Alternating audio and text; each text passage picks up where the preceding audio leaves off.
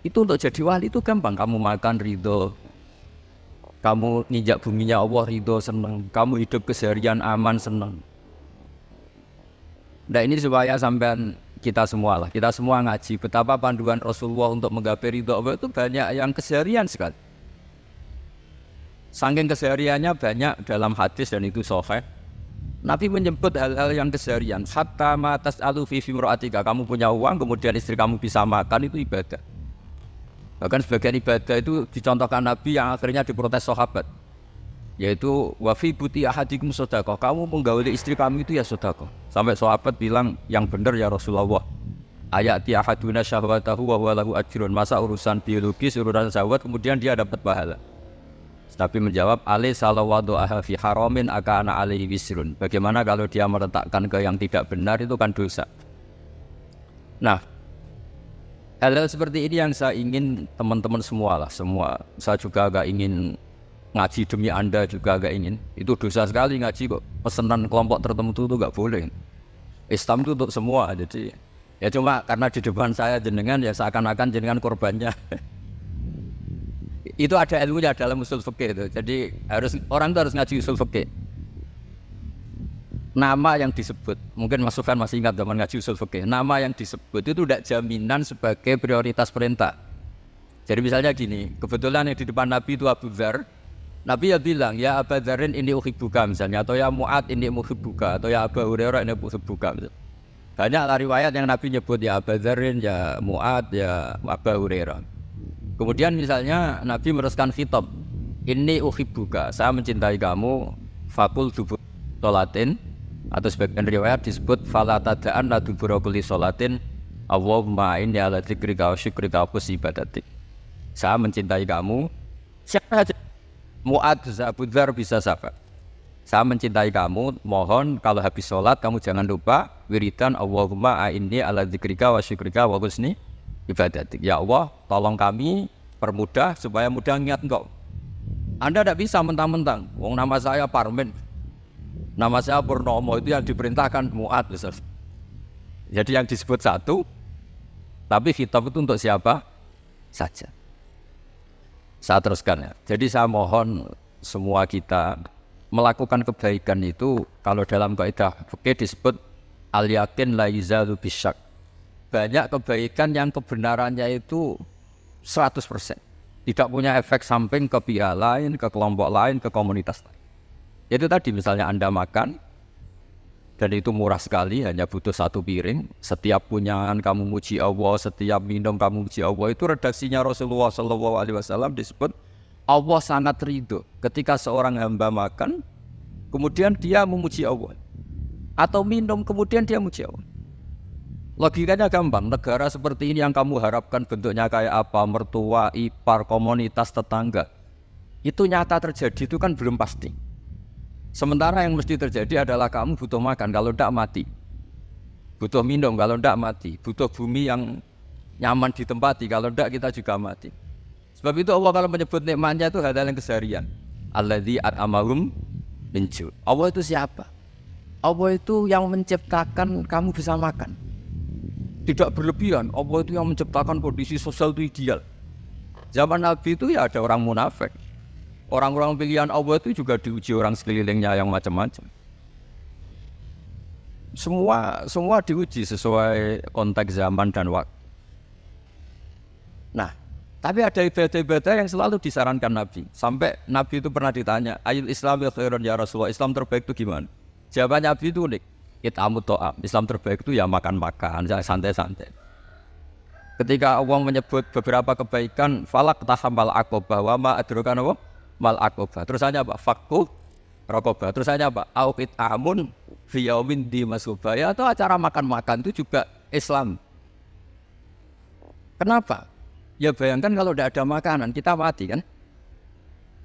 Kondisi sosial tidak ideal itu Anda masih gak apa-apa. Tapi kalau Anda tidak makan, Anda tidak minum, kamu punya istri cerewet masih bisa hidup, punya mertua cerewet masih bisa hidup. Tapi kalau tidak makan bisa mati. Berarti penting mana istri sama makan? Penting mana? Makan. Semoga istri Anda dengar. Nanti kamu disuruh makan tapi pulang deh. Itu kalau dibahasakan makan masih memahami. Penting mana nasi satu piring dengan istri. Nggak ada nasi mati, nggak ada istri belum mati. Penting mana? Gak berani jawab kan? Nah, ternyata Anda ada garang kan di depan istri. Jadi saya mohon lah, mungkin Mas Sufyan Sauri tadi yang bisa bantu lah. Teman-teman tuh ngaji yang keserian saja. Karena kita nyari ridha Allah itu berdasar firman Allah. Dan firman Allah itu menyebut keseharian tuh riang, gampang. Itu tadi misalnya wa min ayatihi manamukum billaili wan-nahar. Termasuk ayat-ayat Allah itu kamu tidur. Maka dulu itu ada guyonan, ada tokoh Mu'tazilah, kelompok dalam Islam yang berpikir manusia itu bisa menentukan ikhtiarnya sendiri. Karena saya bisa duduk, ingin berdiri. Karena kelompok ini gak terima kalau semua kehendak Allah, nanti bagaimana kalau semua kehendak Allah kok ada hisab ya, ada sanksi. Lucunya itu, dia akhirnya, ini cerita ya, mencintai seorang perempuan, cantik sekali. Dan itu dia menjadi ahli sunnah itu oleh hal-hal yang sepele. Karena istrinya cantik, ya namanya suami istri hubungan intim. Terus ditanya, Mas, masih ingin lagi? Masih. Silahkan diulang lagi. Wah, ya tidak bisa. Katanya manusia bisa menentukan yang diinginkan. Itu tobat itu. Itu nggak bisa ditobatkan Mas Sufyan Ats-Tsauri. Orang cantik yang mudah nobatkan orang itu orang cantik. Segampang itu. Akhirnya kita tahu, makanya kalau dalam kitab Hikam itu disebut Al-aqil mayyakul madza yaf'alu wa hubi wal ghafil mayyakul madza af'al. Orang yang punya akal karena sadar ini wilayah Allah, semua milik Tuhan. Itu dia tiap hari berpikir, besok Allah akan melakukan apa terhadap dunia ini. Kamu merencanakan sesuatu mau plesir, ternyata gempa. Mau wisata ke Rusia, ternyata perang. Kamu tidak pernah tahu apa yang akan terjadi besok. Wa ma tadri nafsum ba'da taksibu ghadan. Tapi anda semua kita ini sering punya jadwal permanen. Makanya saya kalau diundang siapa saja bisa takdir. Yang jelas Gus ini acara penting. Ya masih acara penting nak pangeran ngersakno piye. Kok apa dadi pangeran kamu kok mau jadi Tuhan. Itu kadang ya kiai. Penting Gus acara ini jenengan harus memastikan bisa. Yo kamu itu yang ngajarin tauhid sesuatu itu biadillah kok bilang-bilang apa pasti. Kalau saya terus tak tobatkan kamu kata saya. Ya kalau gitu Gus bilang insyaallah. Wah itu hati saya, fisik saya, roh saya sudah bilang insya Allah. Tidak usah kamu latih kata saya. Nah hal-hal tauhid keseharian itu gampang sebetulnya. Wal ghafil yaqulu madza af'al. Tapi orang yang lupa Allah dia setiap hari bilang besok apa, kita bisa melakukan apa. Seakan-akan dia itu aktor, dia penting, dia subjek permanen, dia. Padahal kita ini hanya objek kehendak Allah Subhanahu wa taala. Karena kita yakin sesuatu yang terjadi di alam raya ini kita tidak bisa apa-apa. Makanya saya sering ngaji, sering bilang saya, ketika Anda mensifati Allah, Dia yang menghidupkan. Sudah itu tanamkan, sehingga ketika kita mati, santai saja. Kenapa santai? Allah punya cara menghidupkan kita. Zaman kita hidup juga gak tahu caranya ngelola jantung, ngelola paru-paru. Kamu juga gak tahu ngelola oksigen yang tidak beracun, tidak mengandung polusi. Tahu-tahu hidup. Gak ingin tua ya tahu-tahu tua, gak ingin mati tahu-tahu mati. Selama ini kita hidup juga agak tahu apa sebetulnya. Hanya gaya tok, punya jadwal, punya planning. Kalau kamu bisa menentukan pilihan Anda, pasti ada istrinya cantik, 4 neriman semua, qanaah semua. Nyatanya enggak kan? Ada 1 jelek, cerewet. Oh itu kan, nyatanya enggak bisa apa-apa Anda kan? Dan kamu bawa mati lagi. Itu kan. Istri Anda juga gitu, punya keinginan, punya suami yang ganteng, yang jabat, yang neriman, yang enggak poligami. Ya tidak kesampaian juga. Kalau kita ngitung tingkat kegagalan kita itu gagal terus. Ya kan? Nah, terus ingat Allah. Madza yaf'alu wa bi. Orang yang punya akal selalu berpikir Allah itu menghendaki apa terhadap saya. Lalu sama-sama orang melihat orang yang serius, itu kata Anda itu pemikir berat, serius, senang punya tokoh yang merengut tuh, karena kamu anggap serius.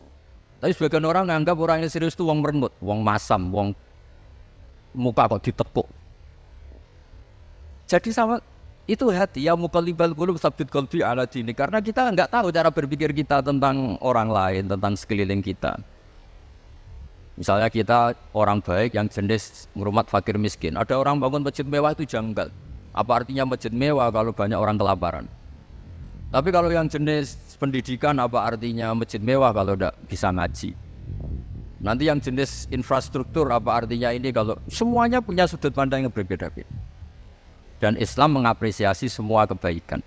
Tapi katakan semua kebaikan itu adalah kehendak Allah Subhanahu wa taala. Karena apapun baik Anda itu pakai fasilitas yang diberikan oleh Allah Subhanahu wa taala. Sehingga ini yang disebut qulillah tsumma dzarhum fi khawdihim yal'ab. Ya kembali tadi ke tema-tema bahwa keseharian Anda ini sudah Islam. Saat Anda tidak bisa melakukan apa saja.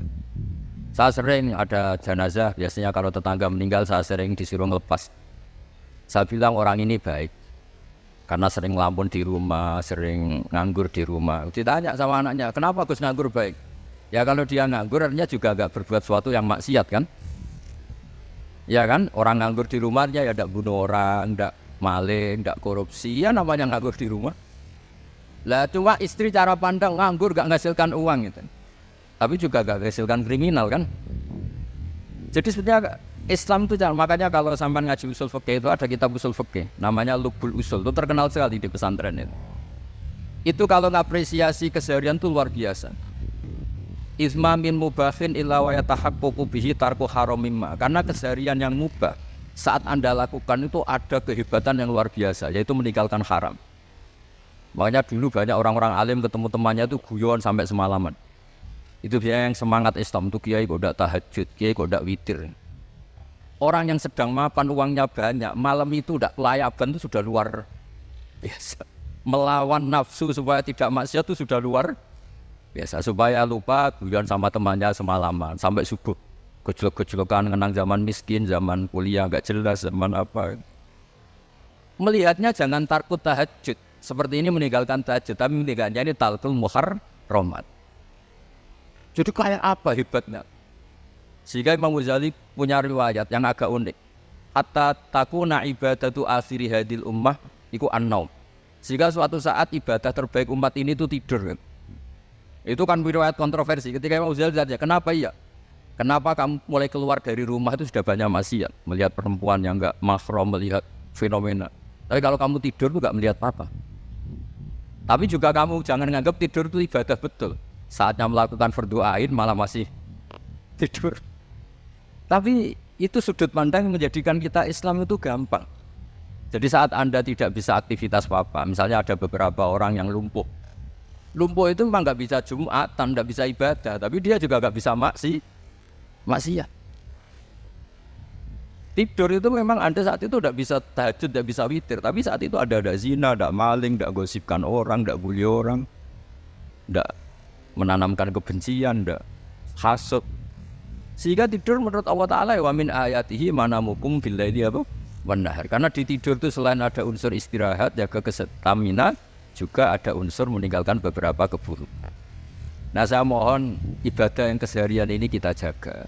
Supaya kita semua baca ayat itu fasih. Fasih itu tertanam di hati. Allah itu siapa?